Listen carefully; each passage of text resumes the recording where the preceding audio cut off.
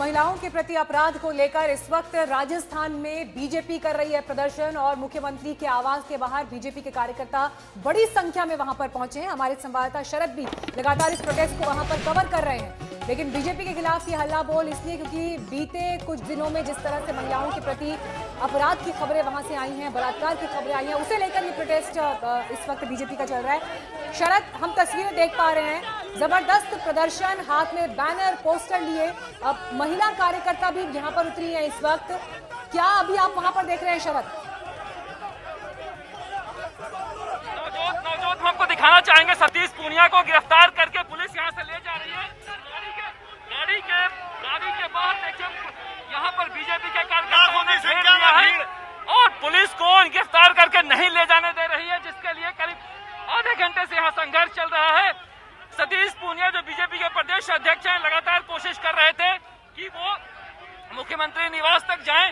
मुख्यमंत्री निवास तक जाने की कोशिश करते उनको गिरफ्तार किया गया है। तो बीजेपी के कार्यकर्ता जो है वो गाड़ी के आगे हैं और इस तरह से यहाँ पर पुलिस के साथ देख सकते हैं किस तरह से यहाँ पर संघर्ष चल रहा है। पुलिस लगातार हटाने की कोशिश कर रही है, लेकिन ये लोग जो है मुख्यमंत्री से मिलने की मांग को लेकर यहाँ प्रदर्शन कर रहे हैं और सतीश पूनिया की गिरफ्तारी नहीं होने दे रहे हैं, जिसके लिए यहाँ पर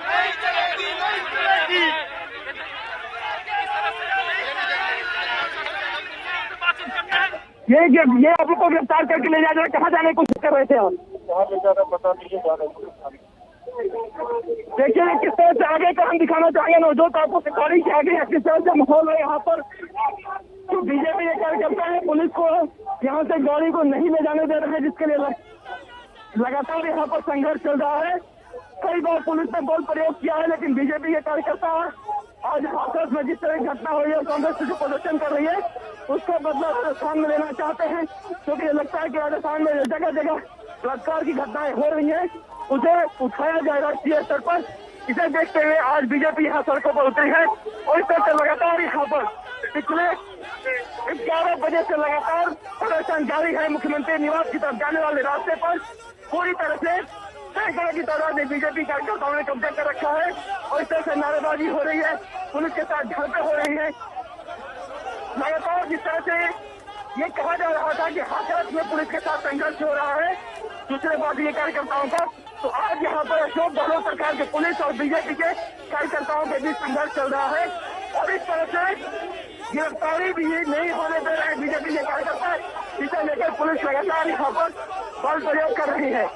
ये नजारा दिखा रहा है कि बीजेपी राजस्थान के बलात्कार के मामले को लेकर किस तरह से राष्ट्रीय स्तर पर उठाना चाहती है, जिसके लिए यहाँ पर संघर्ष कर रही है बीजेपी। बीजेपी के प्रदेश अध्यक्ष सतीश पूनिया को पुलिस ने गिरफ्तार कर लिया है और गिरफ्तार करके यहाँ से ले जाने की कोशिश की जा रही है। लगातार यहाँ पर जो पॉलिटिकल ड्रामा है वो चल रहा है, कार्यकर्ता गाड़ी पुलिस की जाने नहीं दे रहे हैं और जो पुलिस है वो सतीश पूनिया को गिरफ्तार करके ले जाना चाह रही है। पुलिस सतीश पूनिया को चोट लगा रही है कि कोरोना को देखते हुए धारा 144 लगा है और धारा 144 में इतने सारे लोगों को लेकर आए हैं, इसे लेकर यहाँ पर संघर्ष कर रहा है। तो आधे घंटे से इसी तरह से गिरफ्तारी को लेकर माथापच्ची चल रही है पुलिस और बीजेपी कार्यकर्ताओं के बीच। जयपुर की सड़कों पर यह नजारा देखा जा सकता है, जिस तरह से देशों की आबरू सुरक्षित नहीं रही है और राजस्थान में हर जगह से घटनाएं सामने आ रही हैं, उसे देखते हुए समझा जा सकता है कि बीजेपी ने एक तरह से एक प्रदर्शन रखा है और प्रदर्शन के जरिए देश भर का ध्यान अशोक गहलोत सरकार के खिलाफ ये आकर्षित करना चाहते हैं कि कांग्रेस हाथरस हो जा रही है, कांग्रेस बारा नहीं आ रही है, कांग्रेस सवाईमाधोपुर नहीं आ रही है, सीकर नहीं आ रही है, बांसवाड़ा नहीं आ रही है, जयपुर नहीं आ रही है। तो ये नजारा देखा जा सकता है कि पुलिस बल किस तरह से बेबस है बीजेपी कार्यकर्ताओं के आगे। बीजेपी के कार्यकर्ता गाड़ी के आगे बैठ गए हैं और गिरफ्तारी नहीं होने दे रहे हैं। पुलिस ने मुकदमा दर्ज किया धारा 144 के उल्लंघन का। नवजोत शरद, जिस तरीके से जो हाथरस की घटना थी उसे लेकर बीजेपी की सरकार को घेरा गया, उसके बाद संबित पात्रा ने कहा गया की तरफ से कि सिर्फ बीजेपी शासित राज्यों का अपराधी दिखता है ममता को, राहुल गांधी को, प्रियंका गांधी को। उसी के परिप्रेक्ष्य में आज हम इस तरह का प्रदर्शन देख रहे हैं, क्योंकि 12 की जो घटना हुई थी उसको लगभग 1 हफ्ते से ज्यादा का वक्त बीत चुका है। ऐसे में बीजेपी को लग रहा है कि देर आए दुरुस्त आए। जी हाँ, बीजेपी में एक बात चल रही थी कि राजस्थान के आंकड़े लगातार जो देश भर में अगर नंबर 1 है, तो इस देश में नंबर 1 के आंकड़े के बावजूद राजस्थान में बीजेपी प्रदर्शन में पीछे क्यों है। यही वजह मानी जा रही है कि इस तरह से बीजेपी ने इतना बड़ा प्रदर्शन जयपुर में किया है। 12 में जिस तरह के उसके पिता कैमरे पर फूट कर रो रहे थे कि नाबालिग बेटियों को इंसाफ नहीं मिल रहा है, उसके बाद से ही लगातार इस तरह से बीजेपी के अंदर ये चल रहा था कि दिल्ली में लगातार बीजेपी के नेता मांग कर रहे हैं कि राजस्थान क्यों नहीं जाते हैं कांग्रेस के नेता, और बीजेपी यहाँ प्रदर्शन नहीं करी। इसे देखते हुए यहाँ पर बीजेपी ने प्रदर्शन रखा है। बीजेपी और के कार्यकर्ताओं के आक्रोश का नतीजा है। राजस्थान शांत प्रदेश था, गहलोत जी के राज में राजस्थान सर्वाधिक अपराधग्रस्त राज्यों में शुमार हो गया। 4,35,000 मुकदमे 20 महीनों में, और उसमें भी आईपीसी के 3,05,000 मुकदमों में सिर्फ 10% मुकदमे केवल महिलाओं के प्रति दुष्कर्म के, आगजनी के, इस तरीके के डकैती, बलात्कार चल रहा है यहाँ पर। अब क्या क्यों आप लोग इस तरह सड़क पर उतरे हो कोरोना काल में भी? देखिए, कोरोना काल से भी ज्यादा, संक्रमण से भी बड़ी चुनौती कोई है तो वो अपराधों की है।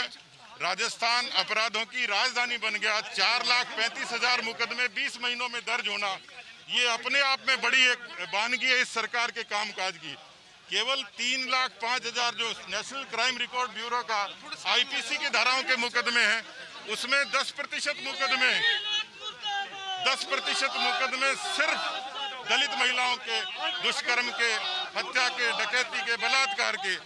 14.5% मुकदमे सिर्फ उन दुष्कर्म।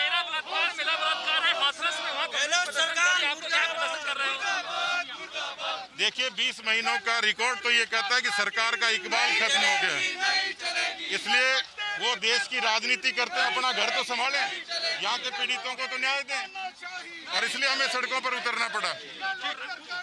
तो सर, आज ज्ञापन, इसके बाद ज्ञापन देने भी जाएंगे आप लोग? नहीं, ज्ञापन तो सब कलेक्ट्रेट पे देंगे, लेकिन हमने गवर्नर से समय मांगा। 1-2 दिन बाद हम लोग गवर्नर से मिलेंगे। आपको लगता है राजस्थान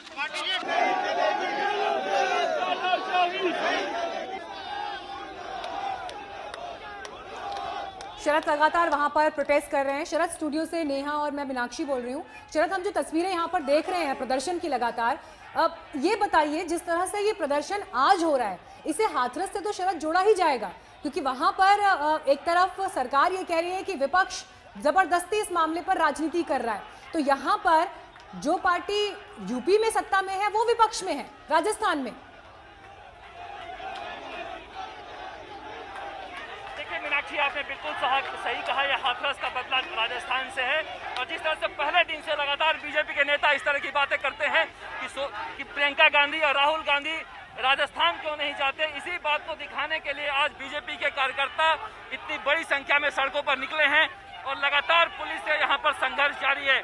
यह दृश्य दिखाता है कि किस तरह से बीजेपी जो है वो दिखाना चाहती है कि राजस्थान में हालात कितने खराब हैं, और राजस्थान में खराब हालात के बावजूद जो कांग्रेस जो है यूपी की योगी सरकार को घेरने में लगी है। 12 में जिस तरह घटना हुई, देखिए वहां पर सांसद हैं दुष्यंत सिंह, लेकिन वहां बीजेपी का नेता नहीं पहुंचे थे। इसे लेकर बार बार अशोक गहलोत ये कह रहे थे बीजेपी नेताओं से कि अगर राजस्थान में कोई समस्या है तो वो प्रदर्शन क्यों नहीं करते हैं, और आज बीजेपी के कार्यकर्ता सड़कों पर उतरे हैं तो पुलिस लगाकर उन्हें रोका जा रहा है। जिस तरह के हालात हाथरस में थे, उसी तरह के हालात जयपुर में देखने को मिले, जब यहाँ पर ये देखिए गाड़ी है प्रदेश अध्यक्ष सतीश पूनिया की, जहाँ पर पुलिस जो है उन्हें गिरफ्तार करके ले जा रही है, क्योंकि वो मुख्यमंत्री अशोक गहलोत से मिलने के लिए लगातार दबाव डाल रहे थे, और ये इसी क्रम में यहाँ पर उन्हें रोका गया है। ये कह रहे थे कि हम लोग 5 लोग मिलना चाहते हैं, मगर 5 लोग भी नहीं मिलने दिए गए, जिसे लेकर यहाँ पर लगातार संघर्ष चल रहा था। जिंदाबाद। ये जो गिरफ्तारी हो रही है, आप कहाँ जाना चाह रहे थे, क्या कहना था आपका?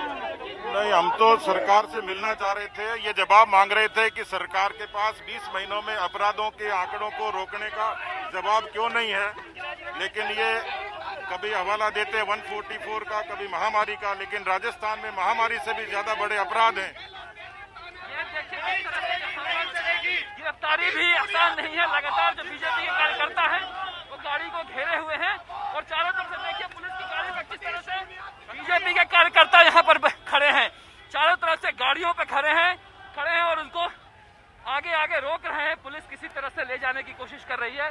तो यहाँ पर सड़क पर संग्राम देखा जा सकता है कि किस तरह से बीजेपी कार्यकर्ताओं और पुलिस के बीच मीनाक्षी संग्राम चल रहा है। कहीं न कहीं आपने सही कहा, हाथरस का बदला राजस्थान में ले रही है बीजेपी, क्योंकि राजस्थान नंबर 1 है महिलाओं के क्राइम में। ठीक है, लौटेंगे आपके पास शरद, नजर बनाए रखिए क्योंकि वहां पर गुत्थम गुत्थी इस वक्त कार्यकर्ताओं और पुलिस के बीच चल रही है। लाठीचार्ज की भी नौबत आ सकती है और ऐसे में सवाल यही उठ रहा है, कोरोना संक्रमण के बीच इस तरीके का प्रदर्शन वहां पर इस वक्त राजस्थान के जयपुर में देखा जा रहा है, लेकिन हाथरस में इंसाफ की लड़ाई के बहाने दंगा भड़काने की साजिश थी, ये सवाल अब उठ रहा है। क्या हाथरस को जातीय दंगे की प्रयोगशाला बनाने का प्लान था? ये सवाल इसलिए भी उठ रहा है क्योंकि हाथरस पर यूपी सरकार ने बड़ा दावा किया था। सरकार के मुताबिक हाथरस से पीड़िता को इंसाफ दिलाने की मुहिम के नाम पर कुछ लोगों ने बड़ी साजिश रची थी। इस दावे के पीछे जस्टिस फॉर हाथरस नाम की वेबसाइट है। आरोप ये कि इस वेबसाइट का मकसद ही यूपी में जातीय दंगे कराकर योगी और मोदी को बदनाम करना था। एंटी सीएए विरोध प्रदर्शन की तर्ज पर इस मुद्दे को फैलाने की साजिश थी।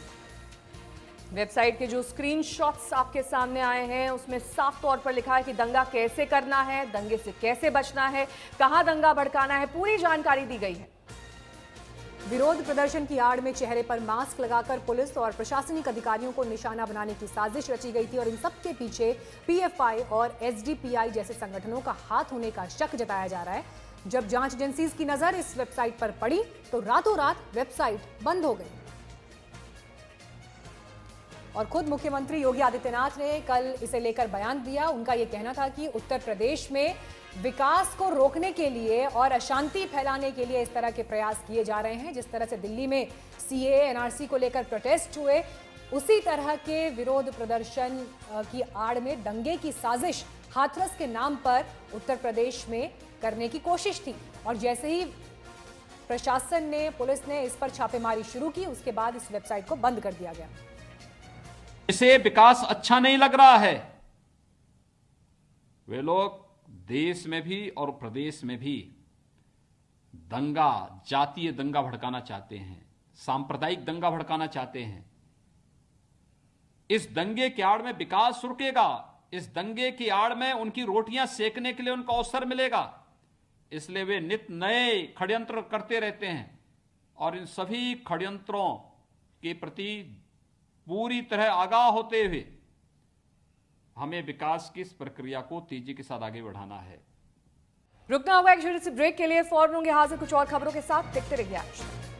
नमस्कार, मैं हूं अंजना ओम कश्यप। हमें उम्मीद है ये वीडियो आपको पसंद आया होगा। लेटेस्ट खबरों के लिए यूं ही देखते रहिए आज तक और इस वीडियो के पसंद आने पर लाइक, शेयर एंड सब्सक्राइब करना ना भूलें।